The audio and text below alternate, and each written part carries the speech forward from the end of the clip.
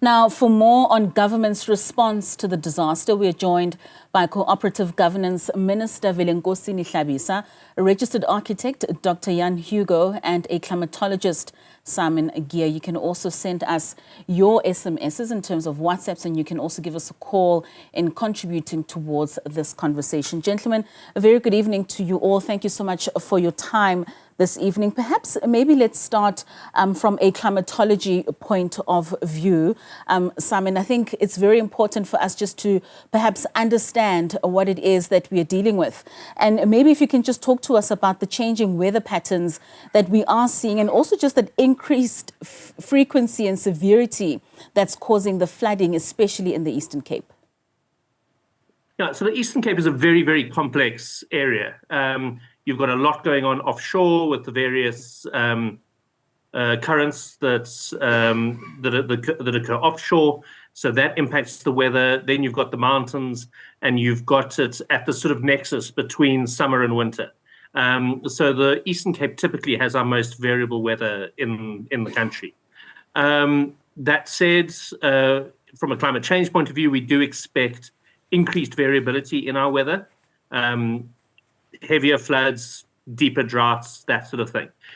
We tend not to pin an individual event on climate change, but certainly the Eastern Cape of all of South Africa, I would say, is probably most vulnerable to climate change events going forward.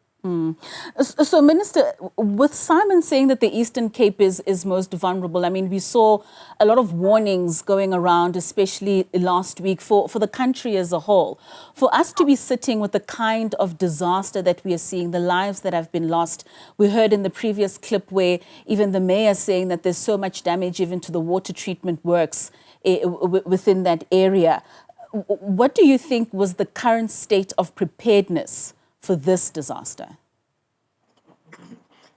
Thank you very much, my sister, and good evening to Simon and the viewers of Newzroom Afrika. In terms of preparedness, the country was better prepared for the past weekend, unlike when we were trapped in the snow last year, unprepared. What have made matters worse in Eastern Cape, especially around Umtata, is the loss of the human souls. And the people whom we lost were all of them on the flood plains, except the 10 children who the driver really should have not driven through, because I was physically there. If you look at the height of the water, he was not supposed to attempt crossing the bridge, which he could not see. It was very unfortunate for those children. But what is painful, all the houses that were destroyed by the floods are completely just on the riverbanks. And this is what we must confront now.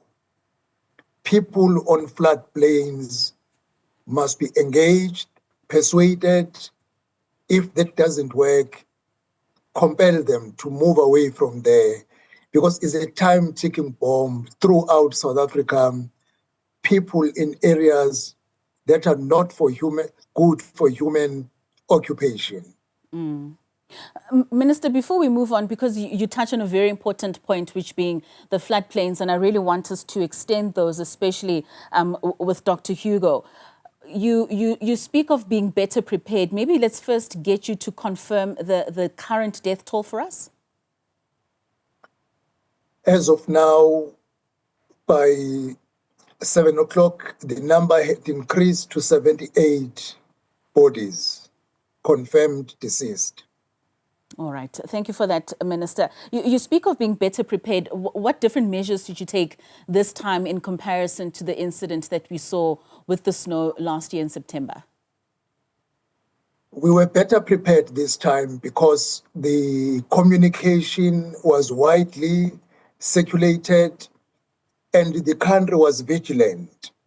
because we learned it in a bad way last year in terms of the snow. There was an excitement, but everybody was cautious.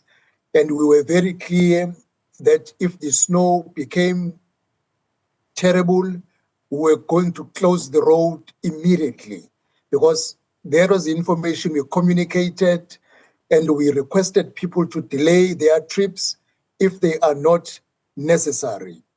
And if it was not the instance of Eastern Cape in terms of human souls, because other than Eastern Cape, KwaZulu-Natal was highly affected, Free State was affected in terms of infrastructure, but there is not even one death in those provinces. The most unfortunate was people on floodplains. But what is good, my sister, I met the 4 community halls. I visited them.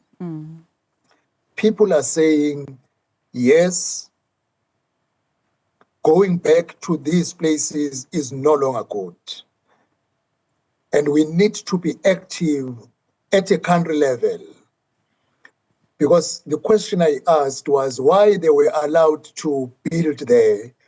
The area is privately owned, does not belong to municipality, nor traditional institution, and the person could not have means to evict them because it's church related in terms of the person who owns that land. It is unfortunate that such a huge number at one time is gone. In terms of preparedness, we were better prepared as a country if it was not this misfortune. All right. Which is a lesson we must take seriously going forward. People on floodplains is a time-ticking bomb. Most certainly, Minister. And let's unpack that. Dr. Hugh, maybe let's bring you in the situation. The Minister is emphasizing the floodplains, people building on riverbanks. And we're seeing now that this high number of those that have lost their lives is due to this. In your view, how does urban and spatial planning in terms of house designs, how do these influence the vulnerability to flooding, especially in flood-prone areas? Good evening, Plehu and Minister Hlabisa and Simon. Yes, that's certainly a serious challenge for cities in Southern Africa or in Africa, and as much as we could see this as an urban problem, it's, I'm sure, also a problem in more rural or peri-urban contexts, which where we do see this a large contingency of individuals and communities who would like to access the city and the benefits that it presents, obviously work and resources and school and so forth, but can't always afford housing in those places. So the informality that we often see in our cities, which then often take place in floodplains and places that are generally undevelopable or shouldn't be developed, but is available to be used informally, become opportunities. And in that way, I agree. It's ticking time bombs. But I think sometimes we need to start considering what are the options for communities when they're confronted with this. In some ways, we might have to start looking at alternative ways of developing our cities so we can accommodate people where it's safer. But it also points something else to me, and that's in the case of where we start seeing we know of the hazards we'll experience, and there are early warning systems in place and so forth. The question is, what options do people have when they have to move, when they have to vacate their homes, and what's their adaptive capacity in those cases? And I think that's a question that many are working on, but we should really be focusing on that. Minister, I mean, surely this would be a question to the housing department. But as doctors saying, in terms of the alternatives that people would have if you then move them from floodplains, or if they aren't even building on these floodplains to begin with, maybe talk to us about some of the synergies between your departments as CoGTA and Housing, where you would find preventative measures as opposed to us now being reactional in instances where we're now seeing the floods take away some of these lives.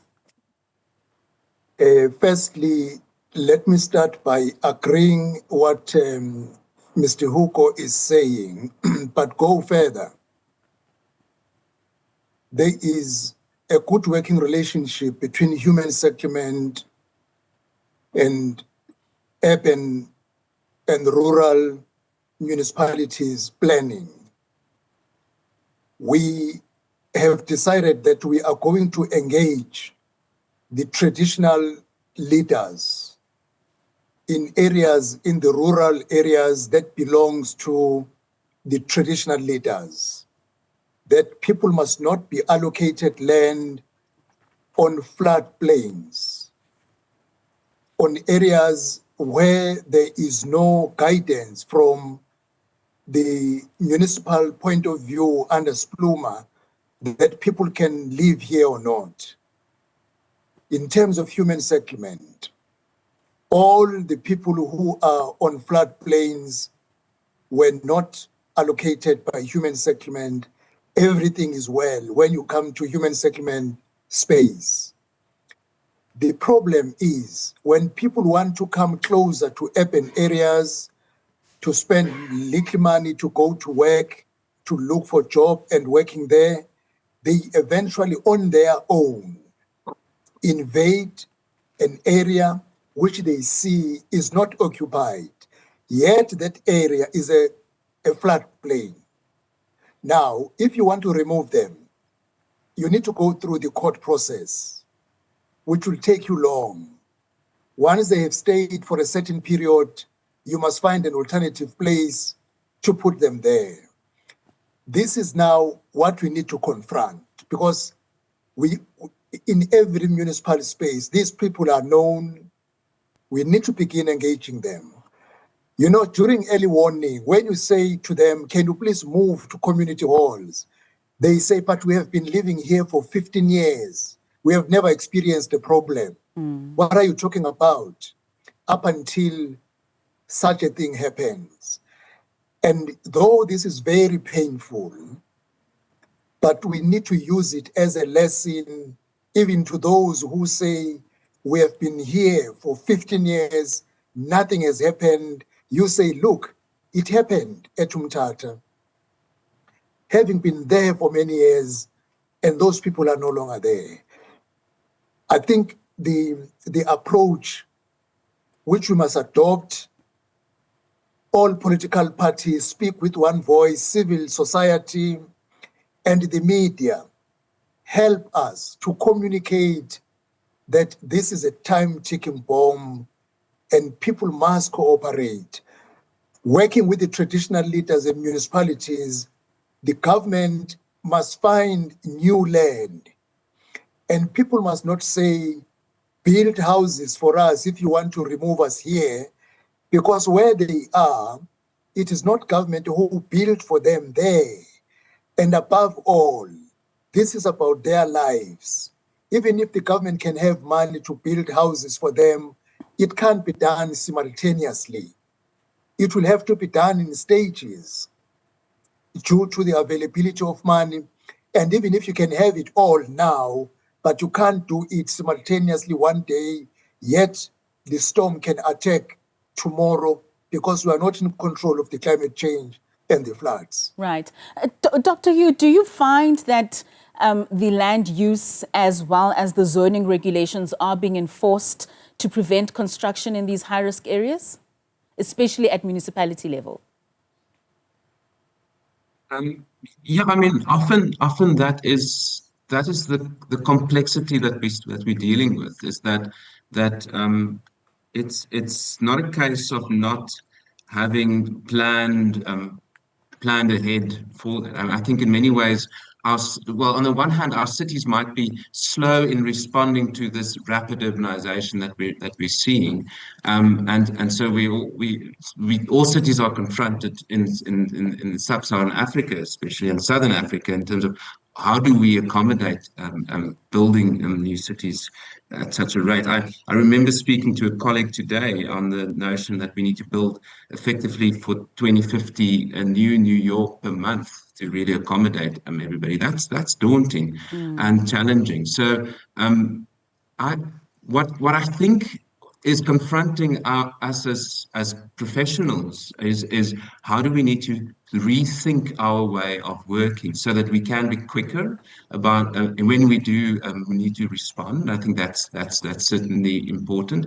And then also, as Minister Hlabisa noted, is if we need to move people, how do we do that so that we because adaptation requires resources, and how do you move a group of people that might have spent a number of years there, not in a way that you might lose all value that they have invested in. I mean, everybody does it in the process. So that's similarly challenging. But yes, the regulations and zoning that is planned for cities very clearly notes where you can and cannot develop.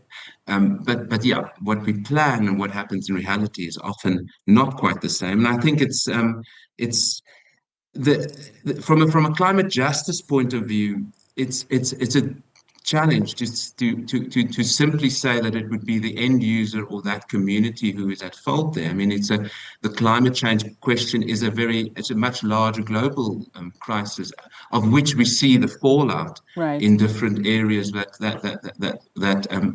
individuals are affected in the process. Well, let's get some reactions from our callers. We've got a caller from Mthatha, and that is David. David, a very good evening to you. What's your question or comment?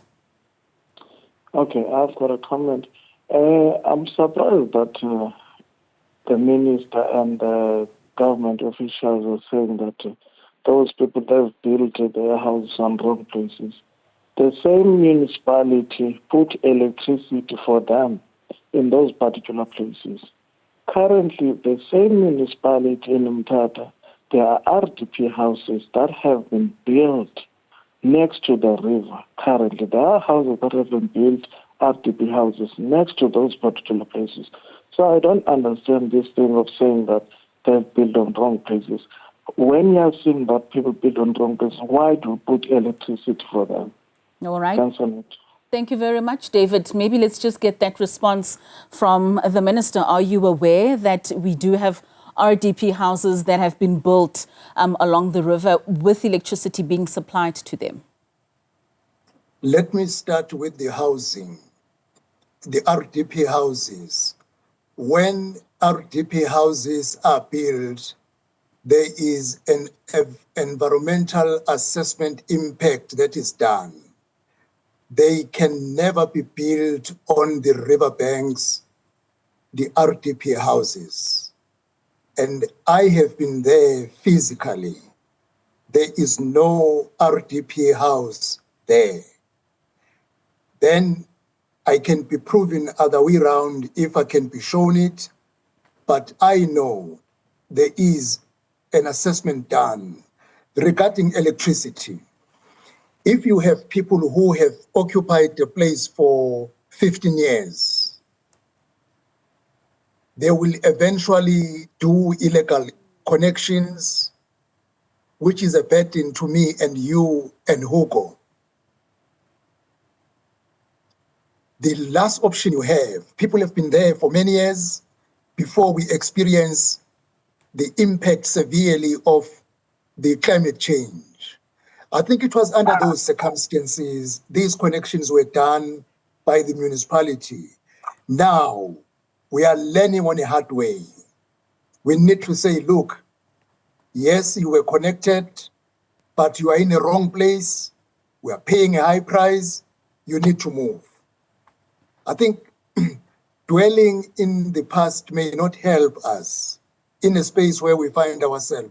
My sister, I'm chairing the Intergovernmental Committee on Disaster Management and 320 people are on the platform now. That is why I requested to be excused at past. Yes, because Minister. I'm the one who is on site. I need to lead the deliberations. No, you certainly have, and we appreciate your time in the midst of so many things that you're doing. Minister Velenkosini Hlabisa, thank you so much for joining us. We will continue our discussion, though, with the gentleman, Dr. Hugo, as well as Simon Gear. Simon, perhaps let's bring you in here. The minister spoke about the responsibility of the transport driver who was transporting the kids to the school and who now eventually has the children who have lost their lives. Maybe let's talk about the understanding of some of these warnings that are given by these entities. Do general people within the public understand the severity of the warnings that are put out? Do you think there's still more education that needs to be done, even though the minister has said that they communicated more effectively now as opposed to in September last year when we saw the snow? It's an interesting one. About 15 years ago, I was the MC for the Eastern Cape's launch of their climate change policy, their first ever climate change response paper. And I remember at the time saying the Eastern Cape didn't really, I used the unfortunate phrase, didn't deserve a climate change response policy. What they needed to do was sort out their local governance. And listening to the minister now, and I have such sympathy with the minister. He's got an impossible job that is incredibly complex, and I'm not having a go at him at all. But it does sound to me like the knowledge doesn't go back more than last year, that there's no sense that technocrats in the Eastern Cape and nationally have been thinking about this problem for 20 years. And it does worry me that the policy and the response doesn't seem to reflect work that has been done, a decade, even 2 decades ago. Climate scientists like me, architects like Hugo, we don't write these papers for nothing. We do them because we expect them to be included in policy, and to get a sense that they haven't been is tricky. As far as the extent to which communication gets done into these communities, it's difficult to know. I no longer do my day-to-day weather forecasts. That's no longer a work that I do. But I do see the South African Weather Service put out these warnings very, very comprehensively. And I see them then come back onto my WhatsApp feeds through, community WhatsApps and so on. And I do hope that they do get backed out into the community. Things like what is a safe bridge to drive across. That is something that actually rural communities should be having, actual forced information on, because more than 20 centimeters of water over a bridge is enormously dangerous, even if you have the latest top of the range SUV. And so that sort of information is something that I would expect to see getting driven into these communities quite hard. All right. Gentlemen, let's take a quick break. Dr. Hugo, when we come back, I just want your response, especially when it comes to the responsiveness of government with that which technocrats would be giving in terms of what you see as signs that could possibly lead to danger. I mean, we heard from that caller saying that those RDP houses were built on some of those floodplains. And here we are today saying those people were responsible to have themselves removed from this. So let's hold it there for now. We're going to go for a quick ad break. You can still send us WhatsApps on 072-110-5584, or you can give us a call on 010-594-6010. We'll see you after the break. Welcome back. We continue our discussion with regards to government's response to disasters as we're seeing those floods that are taking place in the Eastern Cape and many that have lost their lives. You can give us a call on 072-110-5584 or send us, or rather that was for your WhatsApp, so you can give us a call rather on 010-594-6010 to give us your questions or comments. We've got Anonymous on the line from Cape Town. Anonymous, a very good evening to you. Talk to us. Good evening, ma'am. Can you see our guests as well in the studio? I think the two guests are spot on what is happening. Hello? Yes, we're listening, Anonymous. Yes, I got among. Yes, can I speak? Yes, you may, Anonymous. You were saying the guests are spot on? I'm just saying your guests are spot on except the minister. I think he's not been given the right, correct information. The question that need to be asked, I'm glad that you guys sent Colin Gami there because he's going to ask the right questions. The question is, when they were warned about the inclement weather coming in, where is the plan? Can they give a physical plan which they put in place? Can also be verified that they spoke to certain people to be aware that there's going to be an inclement weather and here's the plan. I doubt if they have that. And also, it is unfortunate that those people are living in that low-lying area for many years. When something happened, at the time, they need their support. They are busy blaming them. It's not helping. But what I am interested now is that what plan did they do? What did they do? Disaster management plan they put in place just before the disaster happened because they were aware about it. But that question has not been asked. And I'm glad that Claudia is there. Claudia today was listening to him, was asking the correct questions. Because these people need to be accounted. I mean, they need to account for what has happened because they can't blame people now. And for them to how people will claim the insurance if they are already putting under the bus that they were living in the low-lying areas, but the government officials were always been there for a very long time. They saw those people saying there, but now today they are blaming them instead of giving them support. I'm very disappointed. Thank you. Thank you very much, Anonymous. And of course, I mean, the minister is not here to give us just exactly what it is that they had put together as a plan. But he did say that in terms of them putting out information and communicating to communities, it seems it has worked in other provinces. And what seems to be the contentious issue, especially in the Eastern Cape, is those houses that are built, like you say, in low-lying areas. And of course, that scholar transport driver who took the risk with the lives of young children. But it's a very interesting point, Dr. Hugo, that Anonymous raises there with regards to the plans. And I think it also speaks to what I had alluded that I'd ask earlier in terms of, are you seeing enough responses from what government receives as information from other stakeholders and how they put these into their plans in ensuring that they lessen these disasters? Yes, CoGTA, I think that's a very good question.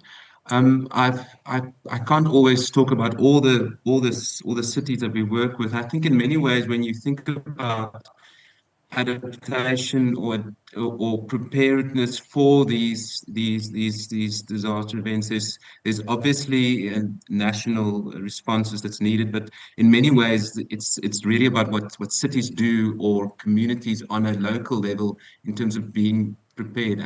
As the caller noted, I mean, you might get the warning, but then what would be the plan in that area that one could respond to?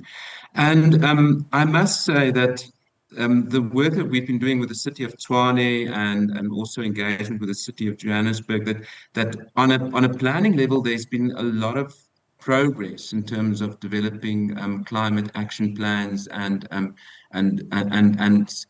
plans for responsiveness, but implementing them, which really is what it requires in the end.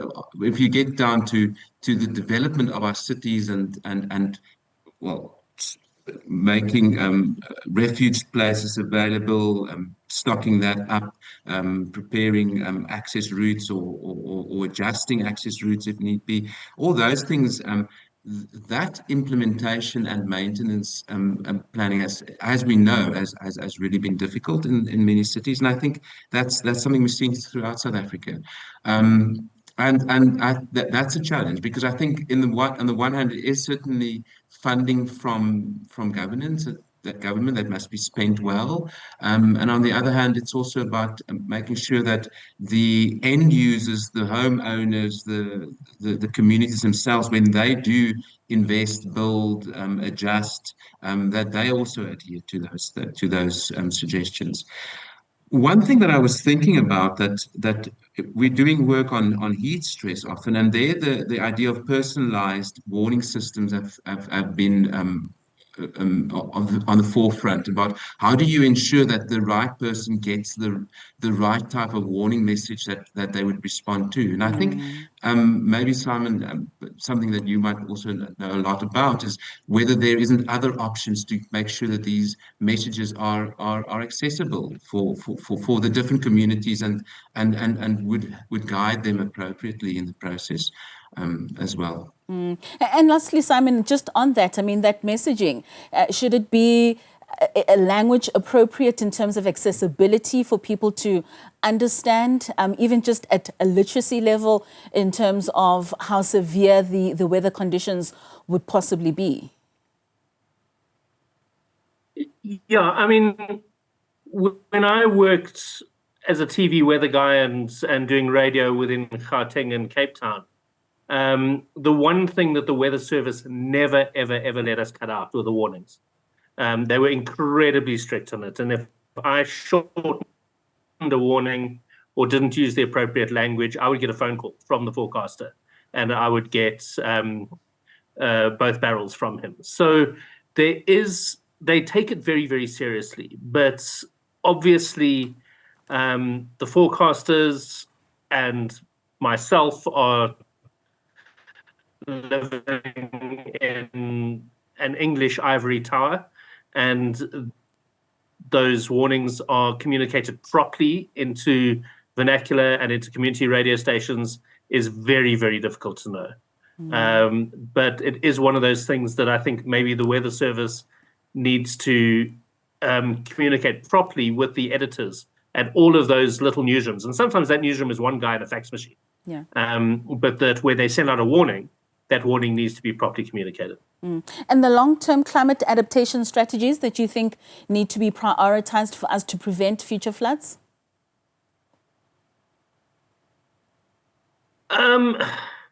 Look, so much of it is getting local government sorted out. You can't divorce climate change from general governance. And I would far rather see the government really focus on the national government really focus on getting local governance of things like zoning and housing and electrification and all of those sort of things. I would rather see that than a specific climate change project because ultimately it's local governance that is going to protect people. And Dr. Hugo, lastly with you, just the consumer and the community behavior that you need maybe to speak to, especially like we're saying in building in spaces where we shouldn't be. What should people be more vigilant about? Yeah, that's a good question. I think on the basic level, there are professionals in the built environment. There's city planners, architects, engineers.